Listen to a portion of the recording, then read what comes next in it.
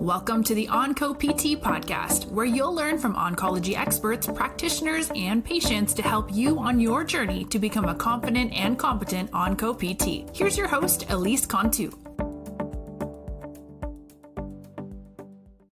Hey Onco PT, and welcome back to this birthday episode of the Onco PT podcast. Now, if you're an oldie but a goodie, welcome back. I'm so excited you're here.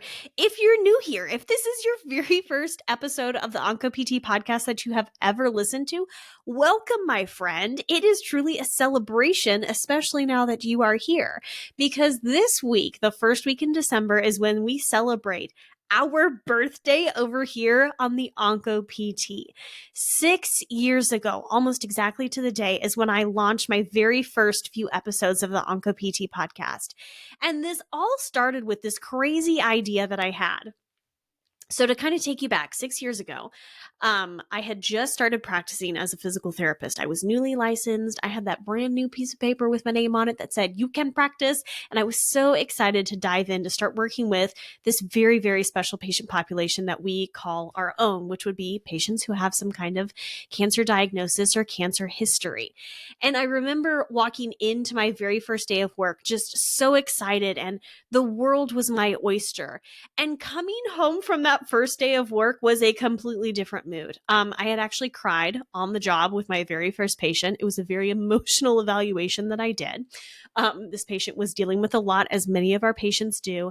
And I just remember feeling like I had the rug pulled out from underneath me, because despite having an amazing physical therapy school education, I had a wonderful clinical rotation in oncology. I remember feeling like I still wasn't prepared. I still didn't have the resources or know where to get the resources to be able to really show up and help this patient population. And now that I was out on my own, it was kind of scary. So I come home from work, I'm talking to my now husband about this, and he was like, whoa, this is a little over my head. And so a few weeks later, I'm opening up some birthday presents, and my now husband bought me my very first podcast microphone. And he said, I can tell that you're really excited about this. I can tell that you're passionate about this. I can tell that you want to talk about this. So why not build a platform and talk about this on a platform so that you can not only find the help that you're looking for, but also connect with others who are probably seeking that same information. And so again, fast forward 6 years to this day, we're now here. We have over 300 podcast episodes out. We have many, many new ones coming in the new year that I'm so excited to share with you. But I thought, what a great way to not only celebrate the milestones that you and I have achieved together over the past few years here on the Onco PT, but to also take a little time to reflect over the past year. This past year has felt pretty wild, to be perfectly honest, both personally and professionally, both in good ways and maybe not so good ways. And all of that is okay, because that brings us to where we are today, and it shapes us into the person, the Onco PT that you are. And I think that's really, really beautiful. And I know, as someone who is always pedal to the metal, going at 100 miles an hour, I need to slow down. And I need to look back at what all I've done and what all I've accomplished over the past year if I'm really going to look forward and have a plan and a path for what I hope to achieve in 2025. So over the next few weeks in December, we are counting down the top 5 episodes of the Onco PT podcast as rated by the downloads, by what episode was the most downloaded, which episodes were the most downloaded, most frequently downloaded of the Onco PT podcast. And we are going to recap them here. Because simply put, these episodes are too special and these guests are too amazing to not have a listen and get another dose of their wisdom and, frankly, motivation and inspiration, especially in this episode. Now, in this throwback episode of the Onco PT podcast, I interviewed Dr. Katie O'Bright, who has been a frequent guest on the Onco PT podcast, and she also holds an extremely special place in my heart because we have been very much on our own business and practice growth journeys alongside each other. And I've really been privileged to watch Katie as what she's doing and then take that kind of kick in the pants energy and apply it in my own life. So Katie, if you're listening to this, thank you so much. First of all, for the inspiration and encouragement and support that you have provided to me over the past few years. I hope that I am able to meet or exceed that level of support because you have been nothing but that for me. Now, in this episode where I interviewed Dr. Katie O'Bright, as I've been talking about, we talked all about PT is at a turning point. And we talk about this a lot on the OncoPT podcast, but what I really love in this conversation with Katie is that we talk about kind of this, we're at a crossroads. We have an opportunity to keep practicing like we've always been practicing, or we can make a conscious choice and really show up for the full human person in front of us as primary care practitioners. Now, hold up before you get, your socks in a twist. You need to listen to this episode if you haven't already, because the action steps that Katie provides, and frankly, the resources that Katie provides on how to really leverage this in our own practice is absolutely one for the books. And you are going to love this episode, my friend. So stay tuned for my interview with Dr. Katie O'Bright. We have a very special guest today here on the OncoPT podcast. I'm so excited to have Dr. Katie O'Bright here back on the OncoPT podcast to really talk about what she's doing over in her world, her realm of physical therapy, and really how it is so integral, and how I think we're going to start seeing more of this really implemented even within cancer rehab within OncoPT. So without any further ado, let's welcome Katie back to the OncoPT podcast. Katie, welcome back. Hi everyone. Thanks so much for having me back. I really appreciate it. Let's chit chat about primary care. What you want to know? Okay. We're going to start super basic, because this is something that I think, unless you're aware of primary care PT, it's kind of misunderstood. So what is primary care physical therapy? Yeah, that's just really a great place to start. So I'll back up 2 seconds. I am Katie O'Bright. I am the owner of Redefine Health Education, and I started my company with the physical therapist in mind that wants to move into more primary care practice. That's how I started my career. And it's really the best place to practice when you are integrated into a primary care team, whether that means that you're co-located in the same physical workspace, or whether you're a part of a team, but maybe you're not in the same workspace, but the concept of practice is such that the whole team is involved. And I just found like huge gaps with that, which is why I kind of started my business and kind of why I'm doing what I'm doing. I'm the education chair for the primary care special interest group. So we're working on a lot of different things, and yeah, that's kind of just me in a nutshell. But to answer your question, what is primary care PT? So I actually offer this presentation for DPT students. And I'm about to offer it. I'm about to send this thing through the SIG to all of the APTA state chapters. And I'm going to be like, okay, this is one offering where I'm going to offer this presentation. Date not set yet, but it's coming soon. Follow me on social media if you want to know more about it. But it's a whole presentation on what exactly is primary care PT as we are defining it. So, there's no specific accepted definition right at this moment. However, we are currently in the process of developing the primary care PT clinical specialization. So, we have the board certifications in oncology, board certifications in pediatrics, neuro, ortho, all those things. Well, guess what? About 5-6 years in the making, this clinical specialization is just about wrapped up. And fingers crossed, it will go to the APTA House of Delegates in August of 2025. So be on the lookout for that. But to answer your question, primary care PT is the concept of working with patients either in an integrated primary care setting or just as a first contact provider that has a close relationship with the primary care with the primary care team. And we focus on all aspects of health that affect physical and functional health. So we're not just evaluating patients that come in with shoulder pain specifically for their shoulder pain. If a patient comes in with a shoulder complaint, we're able to look at their big picture, all of their health history, their family history, their risk factors, their lifestyle behaviors, their social determinants of health, the population and the area in which they live, their access to care, their access to food, their access to mental health services, we're looking at things big picture, and then helping that patient, not just in an isolated fashion where we start with their shoulder pain and then we just work on their shoulder and then we discharge. Yeah, I hate this word discharge. We discharge them and just never see them again. Or they have to come back and we have to start a new plan of care. Oh my God. Primary care PT is about having a revolving door relationship with the patient in conjunction with the primary care team. It's not just exclusive to direct access, which means that you can see a patient without a referral, because you can certainly see a patient without a referral and not practice with this mindset 100%. Totally. But it's about bringing the whole health aspects, the population health considerations into play and not dialing into one practice area. So in the primary care SIG, we like to call our scope of practice is 3 feet deep and 3 miles wide.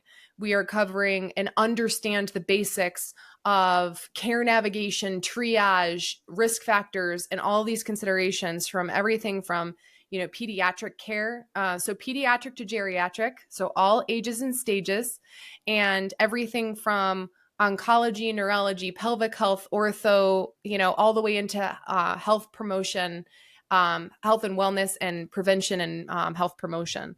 So it can be a little bit of everything, and it's going to depend on where you're at and what the goal of your practice is, on how much or how little you deliver different aspects of those features of primary care PT. But that's kind of what it is in a nutshell.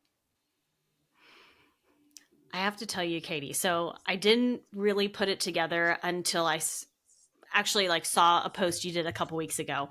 But this is not actually a new thing. I think this is something that a lot of us, myself included, are very unaware of, very uneducated about. Mm-hmm. But now that I'm thinking about it, we actually did an Oxford debate our first semester of PT school in one of our classes.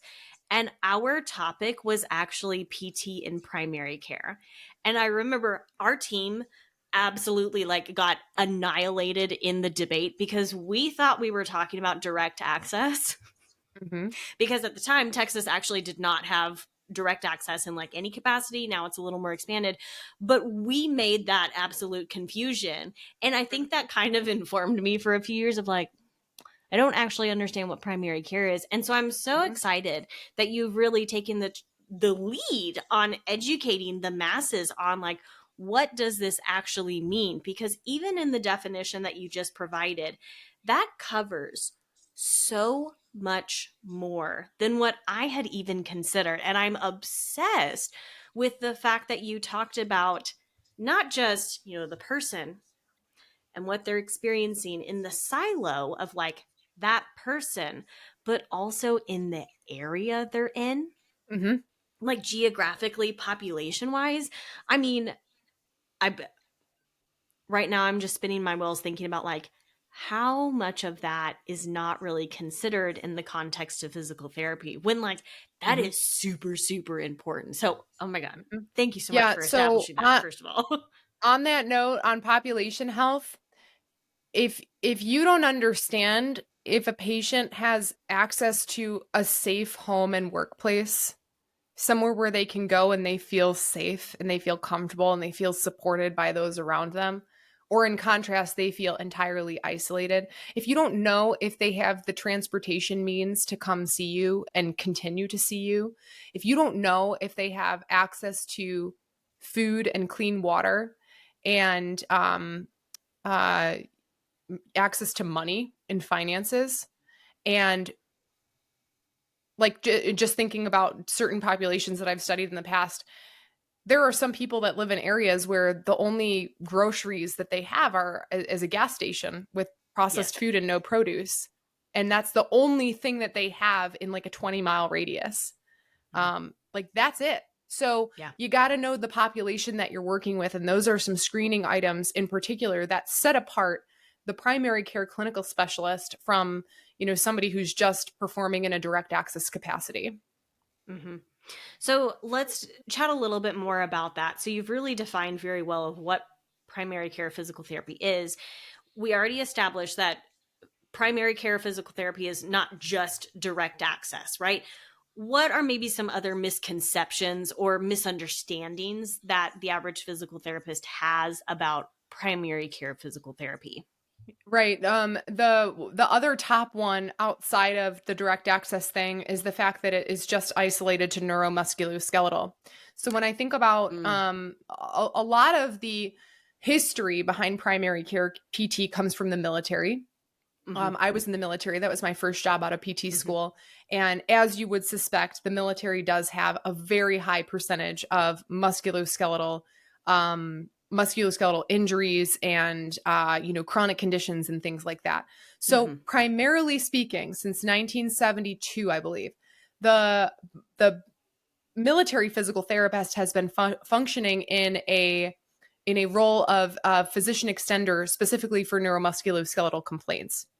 When we translate that into the private sector, the public sector, the non-federal world, if you will, it then becomes looking at how our movement system and how our physical function has been affected by all of these non-communicable diseases, including cancer, including diabetes, hypertension and atherosclerosis, chronic stroke, and even down to mental health disorders that prevent people from having the necessary means, both internal and external, to participate in functional care.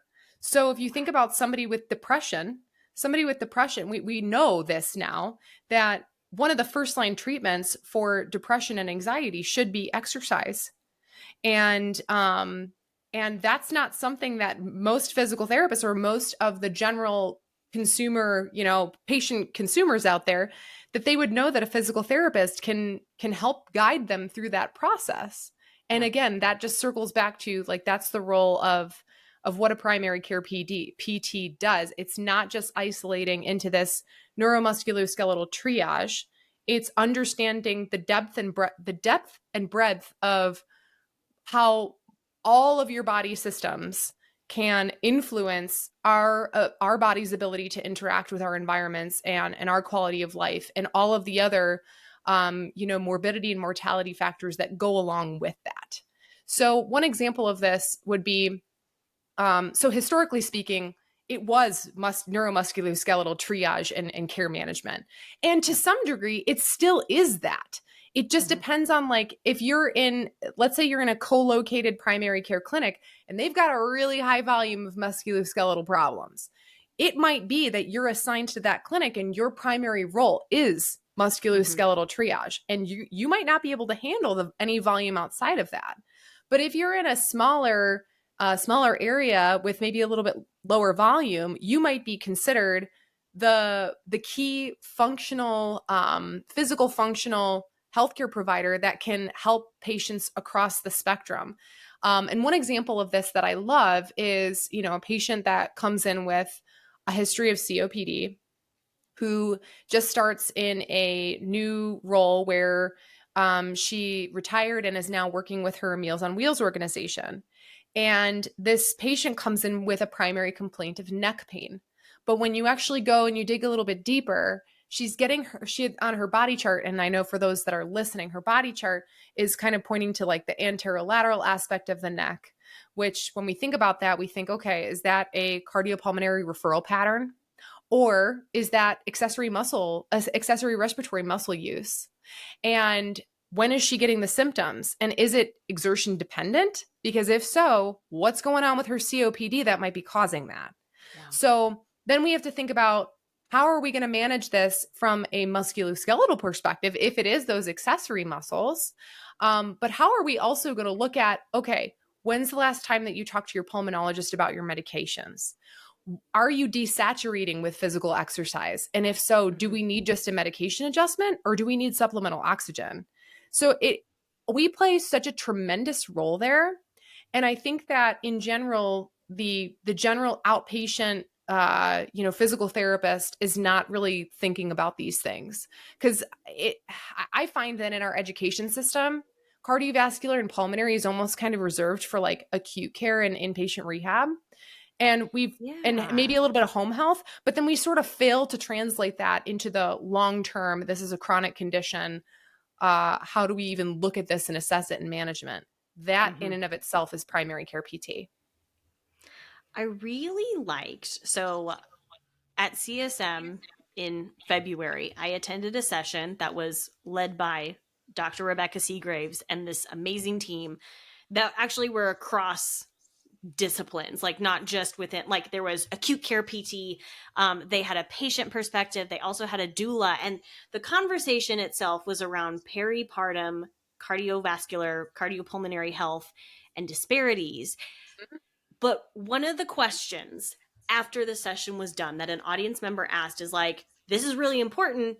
Where do we talk about this in PT school? And immediately Rebecca was like, in every unit. Like, we can't just have, and I'm thinking back to my own PT school experience. It was like we had ortho, and then we had neuro, and then we had wound care, and then there was cardiopulm over here. And in actuality, we really need to be marrying those throughout, because we don't just, or we shouldn't just look at our patient's shoulder dysfunction. And we see this. I think Mhm. cancer rehab and onco-PTs are maybe a little more attuned to this, but I know I need to be better about this. We need to be better about this as a health community of like, we can't just look at our person and see that they have left upper extremity lymphedema. Like, we have to also consider that there are significant, and you and I just chatted about this, cardiopulmonary implications after their cardio and pulmonary toxic chemotherapy, and then the radiation that they received for their breast cancer treatment, that are all focusing in this area. And it like Rebecca's answer, like I said, was just so simple but so profound in so many different ways of like, we can't just look at one body system in this person. We have to think about all of the body systems, but then taking it that step further of all of the body systems in this human who lives in a very dynamic environment and is part of a maybe a family unit and maybe works, or like the example you gave is a volunteer with Meals on Wheels. Like, there is a whole person with a whole bunch of body systems that are all implicated or affected in all of this, but who also exists within this greater community. And we cannot discount any of those factors if we're really trying to make a difference in the function, in the independence, in the quality of life in our patient. Mhm. And oh, by the way, that same patient that we're talking about lives with her adult son with autism. And so that in and of itself is like she's in a caretaker role, and she doesn't Yeah. have anybody else that lives with her. Does she have any other? So what if it comes down to she needs supplemental oxygen and nobody else is really picking up on this? What does that mean for her adult son with autism that lives with her and depends on Yeah. her and relies on her? Yeah. There's so many different factors to looking at the just the context in which a human being is living that are going to affect their outcomes and that are going to affect our ability to work with them.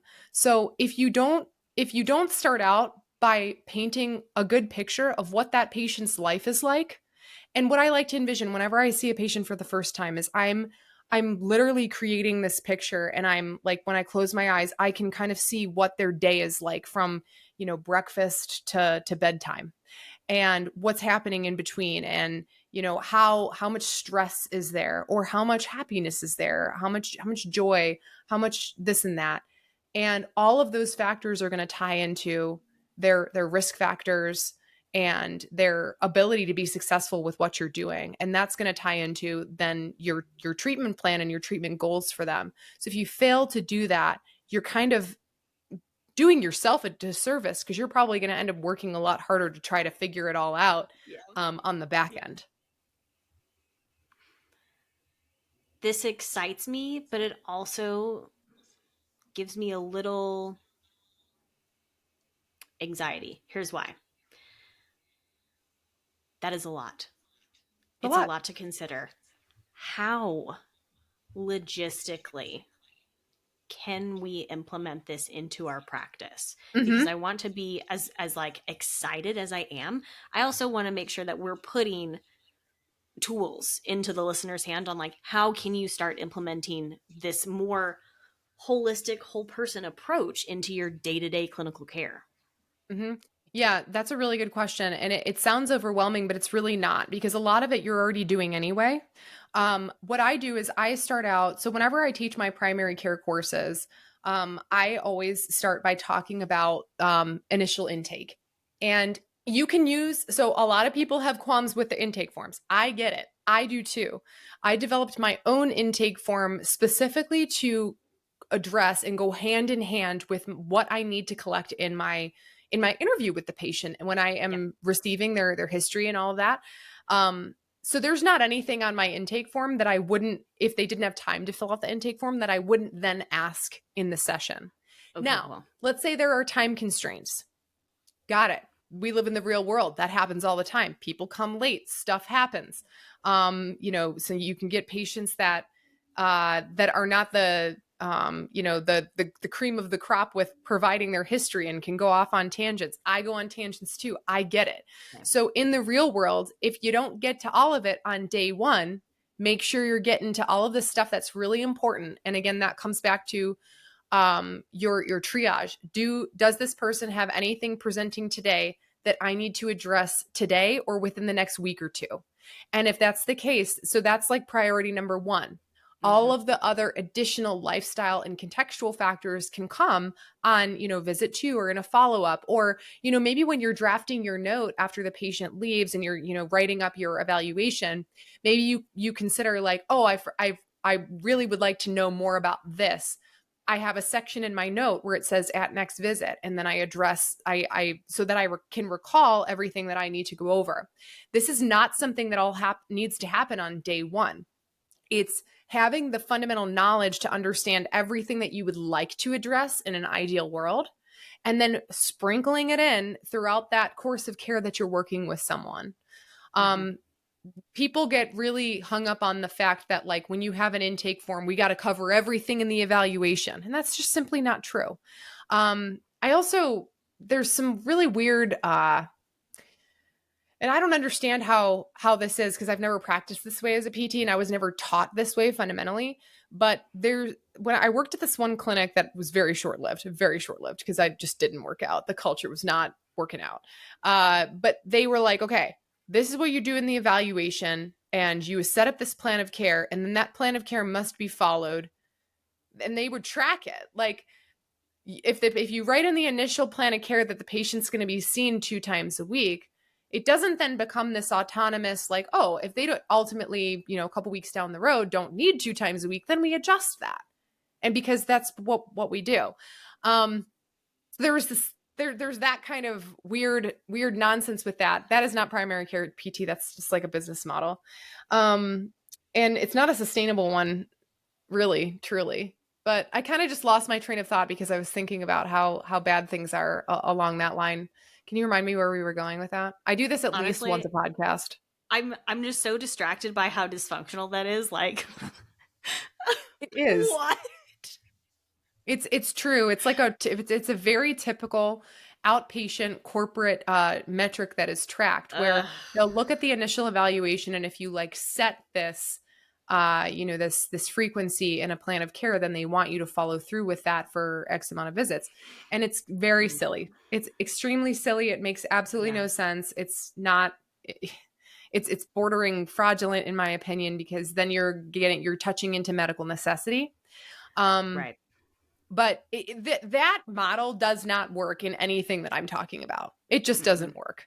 So that's what I'm talking about, is like just having the flexibility to adjust things with your patients over time, and ultimately having that revolving door model. And let's say you do work in the insurance world, totally fine. You can set up a physical therapy episode of care per whatever the insurance guidelines are, but then please continue to offer the patients additional options outside of insurance that meet your like how you want to deliver their enduring care. So if you want to have wellness visits, if you want to have, touch points or booster sessions, please offer a hybrid payment model that doesn't necessarily have to meet their insurance, and at least offer it to them. Patients are willing to pay out of pocket, especially as insurance is covering less and less and less. You're going to see it a whole lot. Yeah. I don't even know how we And I got to that, think, Elise, but it just bothers me. So no, I'm really here for it. And that's one of the things I'm actually looking to do in my own private practice, which is like, I'm obviously doing my one-on-one sessions, but oh my God, one of the big things I see in my world, and I'm sure in others, is balance problems. And so what I'm envisioning and what I'm working towards is like once a week, I'm going to start doing a balance class, group class. Come on over. It's, it'll be like, I don't know, $5 or whatever. And then there's a social component. There's also working on obviously the balance part, which is a big deal. And that's yet another way that I can ensure that I'm working with my patients on this. If nothing else, it might provide them an opportunity to structurally and supervisedly get some of their HEP done. So I think, again, what I really, really like about the primary care considerations is a lot of this is what we talk about in OncoPT. We want to look at the whole person. We want to look at all of their body systems. For me, as I'm hearing Katie talk about this more of, what are some of those other considerations even outside of that person that are crucial to consider? And I want to bring in something that a previous guest had talked about that really just layers in with what Katie's talking about really nicely. I've had Alex Hill, Oncopelvic PT, on the podcast multiple times now, and we've talked about, how do we have some of these hard conversations about, peeing and pooping and sex and all the things that people just want to cringe when we talk about. Maybe we don't talk about that on the first visit. Like Katie was saying, maybe we talk about that a few visits down the road. But what a great opportunity to show the patient, not just with pelvic floor dysfunction, but also the other things that Katie's bringing up here. What a great way to demonstrate that we are looking out for that person and the whole person in the context of the world that they live in and what they have to do and what they need to do to get by, than to be asking these questions and to be having these conversations and looking at all of these things that this human has to deal with on the day in and day out of just trying to survive some days. oh my gosh, like you hit the nail on the head. Like it, because if we don't understand those factors about our patient, and then we just sort of do like this, this would be best for, so let's say somebody had like a tendinopathy. Okay, this is what's recommended for the tendinopathy. Blah, blah, blah, blah, blah, blah, blah. This is how many times you should come in. This is what you should be doing at home. And if we don't start thinking about what that patient's home life is like, maybe they've got like 6 kids. Maybe they've got, and maybe they commute an hour both ways to work. Is your, tendinopathy program that needs to happen, twice a day, and it's going to take them 20 minutes to complete, actually going to work for that patient?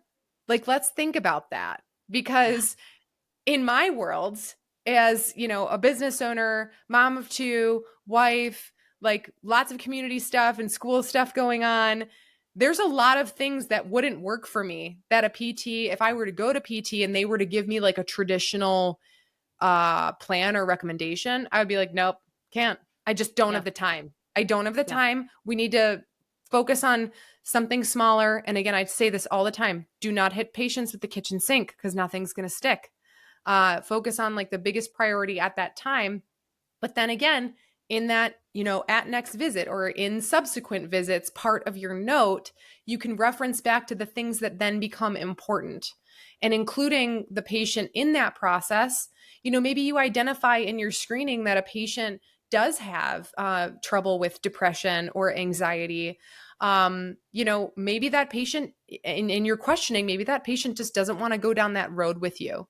But maybe as you continue to work with them, and as you continue to identify like some of their barriers with, program adherence or lifestyle alteration, then it might come out. And then you're already aware of it. You already are kind of set up to provide them with not only your caring words and thoughts that you care for them and that you're here for them, but also to set them up with resources that are going to work with them, whether that's a therapist that can get with them via telehealth, or somebody that's in close proximity to their home. And you already have all of those resources kind of like laid out and lined up, so you're not blindsided when somebody is like, oh, by the way, so on their intake form, maybe they circle something related to sexual function, but you don't get to it on day one. And they come down, and I had this happen to me. I had a man, and we were sitting in the middle of a clinic, like where people, like other patients were. And he was like, yeah, I just have all of this pain when I ejaculate. And I was like, I was totally blindsided because I just wasn't aware, or I wasn't tracking that. I had forgotten about it. It was just something on the intake form that I forgot to ask about. And then I was totally blindsided. And I was also like, I could sense that I was uncomfortable, and I could sense that he felt that I was uncomfortable. And then it just turned into like, oh my God, I lost the therapeutic alliance with this patient. So Yeah. layering all of those things out is really important to sustaining your therapeutic alliance with a patient. And again, that's all coming back to your patient's going to come back to you as their primary care PT. Mm. I love so much how I feel like Onco PT is close. I feel like we have a good understanding of just how much the whole body is affected by cancer and cancer Yeah. treatment. But there's more we can do. Like, I'm just reflecting on my own clinical practice right now. I'm like, there is more that I can be doing to adopt more. It really is a much more proactive Mm-hmm. thinking than what I think. Physical therapy for a long time and still continues to be very reactive. And I Mm-hmm. think this really forces us to think more proactively, which is a shift. It's an adjustment, but we really have to embrace this. What are some other ways, Katie, that we can kind of marry or meld onco PT and primary care PT as we are working with our cancer survivors? Yeah, I mean, as you just said that, I was reflecting back on, and I don't know if I said this earlier, but I spent a year at the University of Oklahoma's Cancer Center. Yeah. And after working in the military, active duty military for 4 years, that was such a big step for me. And it was an area where I was like, oh my gosh, like and here I am, like coming out of the military, like thinking I know a lot of things. I had just gotten like my OCS, and just thinking I know a lot of things about a lot of things. And then I go in, and my very first patient he came in with hip and back pain, but he had a large abdominal incision that was from a colorectal resection surgery. He had an ostomy. He had he had a wound vac because the wound was dehiscing. And he just comes like strolling in, and he's like, all right, help me out. And I was like, okay, I don't know anything about anything now. And that setting, the cancer setting, really helped pull all of the pieces together for me. And I was just like, because again, we've talked about this, cancer is something that affects all body systems. And it's also something that not only from like a physiologic perspective, but from a psychosocial, socioeconomic perspective, it also affects that as well. So internal Absolutely. and external factors are impacted by this. And that experience truly led me to learn more about how impactful exercise and therapy can be for individuals that are dealing with impairments and problems that span the spectrum of health. And so I gained such a big appreciation for like the neurologic system and the cardiovascular and pulmonary system, the immune system working in cancer care. So I think if there's any specialty that is well equipped to look at the big picture, it's going to be your onco population onco specialty. So, round of applause for all of you there, because you already have so much to think about. And so don't ever think that you're missing something, because nobody can cover everything. And everything does not need to be covered. So it just kind of depends on the patient in front of you, and you just kind of follow this priority, in order of priority with the things that the patient is presenting with. And I just think I'm very passionate about like just keeping the door open so that when things, and I hate the word discharge. I don't like the concept of discharging a patient. I think it should always be like a follow-up as needed, or let's check in 6 months. And I get that the insurance system is a little difficult with that, but I think that we're evolving. So to answer your question, which was how can OncoPTs, do a better job of this? I think you're already doing a really good job of this. But then my only other addition would be if you know of and maybe primary care PT doesn't exist yet in the area that you work, where you have a PT that either identifies as a whole health primary care PT or PTs integrated into primary care. My only suggestion would be if you are practicing in a cancer population, all your patients are going to end up going back to primary care at some point. So maybe offering to do some a presentation for your local primary care teams that a lot of your patients go to, educating on, how you can help them throughout these processes and, how maybe physical therapists of other specialties can cover down on some of the things that they may expect to see over time. I think just an increasing awareness amongst the primary care community is a really helpful thing. But then also amongst our local, physical therapy community is a really big thing too, because I think a lot of these patients are probably going to like general orthopedic practices, Yes. PT practices, where the general ortho practices may or may not be well suited or well equipped to be able to meet their needs as well as you, as the specialist can. So I think it all just comes back to like awareness and communication and, driving home that community concept. I love all of those things. I really like the community aspect. That's something that really resonates with me. And again, to kind of pull forward what Katie said previously about you don't have to do it all either. This is where I really love, I'm working with a patient right now who we're working on, different side effects related to her cancer and cancer treatment. But one of the things she's really dealing with is the psychological implications of having a cancer diagnosis and going through that treatment and whatnot. And so what I'm able to do is leverage, you would really benefit from seeing the quality of life provider at the cancer center where you're at. I know who that is. I can help at least get you connected with that. So, I'm screening for these issues, but then I know this is where my expertise ends, right? This is the line.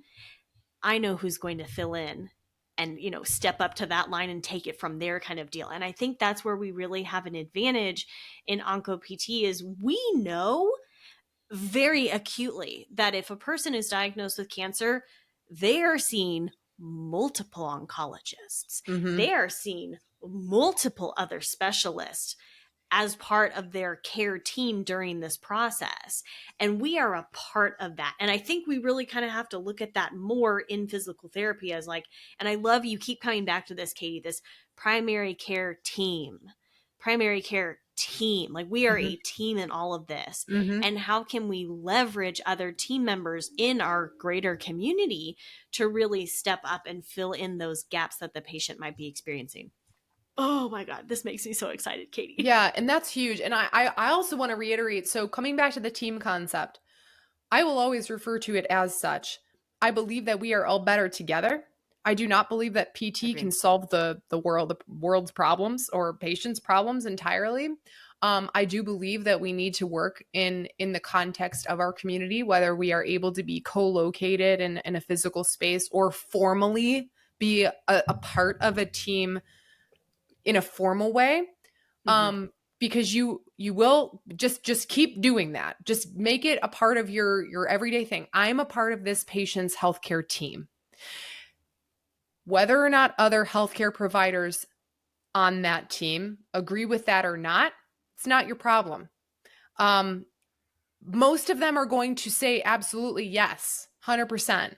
I don't want you to get into the mindset that people are not going to want to do that, but I want to paint a real picture here. And that's the real picture of, my current practice. I have a very small, my full-time gig is education and doing this, running Redefine Health Education, raising my boys, etc. But I do have a small home/mobile practice here in my hometown. And one of the things that I run into, because I am not co-located anywhere, I do not have a health system affiliation. I'm not a part of a unified EMR. is when I call other offices, I get hard stopped by the clerk. And it's like, all right, fax a note, leave a message.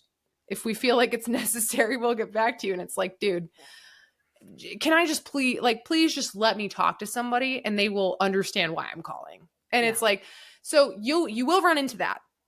And that's a part of the way that our system works. Everybody is freaking busy, beyond all, especially primary care. This is part of the problem of our system. They see like 60 patients a day. Do they want to see that much? Absolutely not. They are so strapped for time. They're so burnt out, which is why a lot of them are leaving.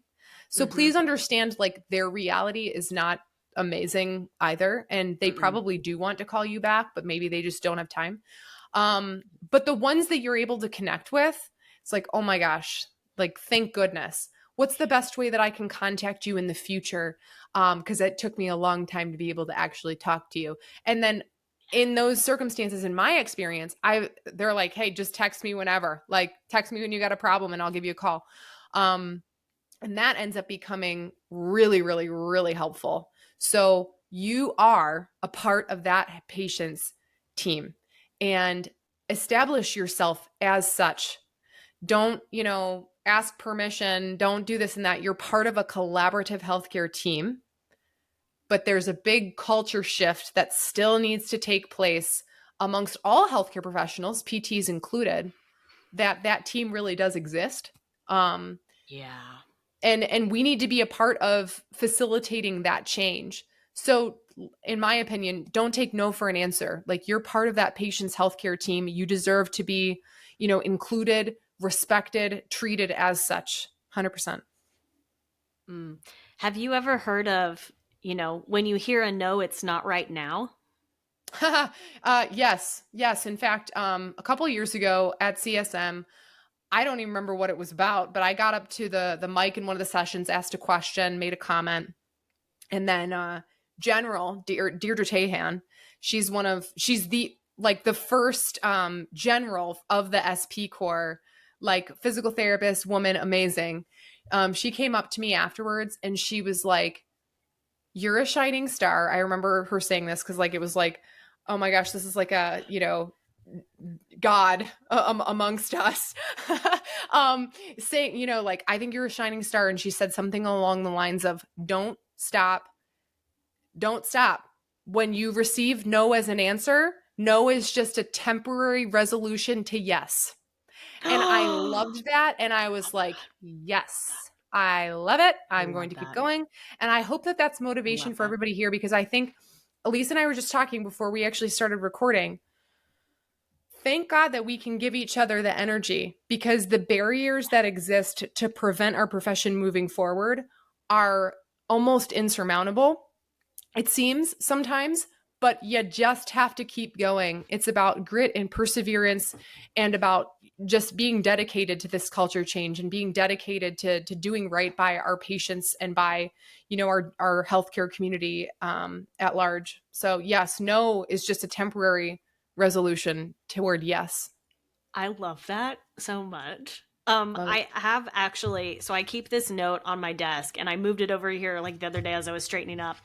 But it's a quote by famous aviator Bessie Coleman, which is, every no takes me closer to a yes.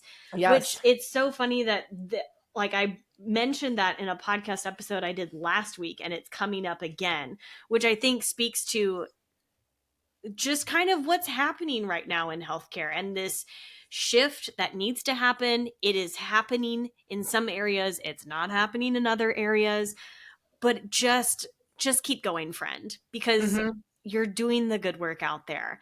And man, I think this is why I have the podcast. It's really to be amped up and encouraged and motivated by people like Katie when the going gets tough and I'm disheartened, I'm discouraged. And then I get on here, I'm like, yeah, Katie, yeah, dude, let's same. go. Dude, same. How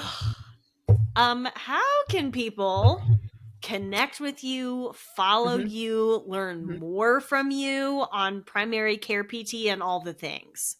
Yeah. Okay. So I have the Primary Care PT podcast. So go ahead and have a listen to that. Lots of great episodes coming out, including this is actually me and Elise doing a swap episode. We just recorded her episode with me. I'm recording my episode with her, and then we'll, send it out into the netherworld so everybody can listen. So I have the Primary Care PT podcast. You can also follow me on social media at Redefine Health Ed. The only one that doesn't have that is X, which it's hard for me to even say that. And that one's at Redefine Con Ed, because it was one character too long. I need to revisit that. Yeah, you can email me. My website is redefinehealthed.com, and that has all of our coursework out there. I have a primary care foundations for primary care PT course that we keep adding layers to. We also have a musculoskeletal imaging certification, courses in rheumatology, and all different like specialty topics along the primary care space. Just content that is generally less well served by, your general ortho courses and your general neuro courses. We try to like bring out those different, other primary care considerations into our coursework. So, redefinehealthed.com. And yeah, so one of those places you'll be able to find me. Yeah. Oh my God. And we will, of course, link to all of that in the show notes for today's episode. Katie, I can't thank you enough. I'm so glad that we did our episode batch recording, because I felt like you amped me up over on your podcast, and then you come over here and just drop all these pearls on my podcast. Like, it's such a good way to, I think, get reinvigorated and reignited in the passion of like, let's go out and change the world. And we're not all going to change the world at the same time in the way that we want to, but it really comes down to, you could potentially be changing that patient's entire world for the better. Yes. And we have a responsibility to do that. Yes. And it's through leveraging this holistic, whole person perspective that I think primary care has a really solid, strong grasp on that we need to pick up more of. And I'm just really excited about that.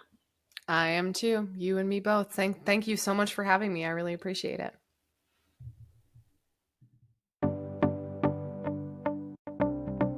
Thank you so much for listening to this episode of the Onco PT podcast. If you'd like to help support the podcast, please share it with others, leave a rating and review, or support us on Patreon.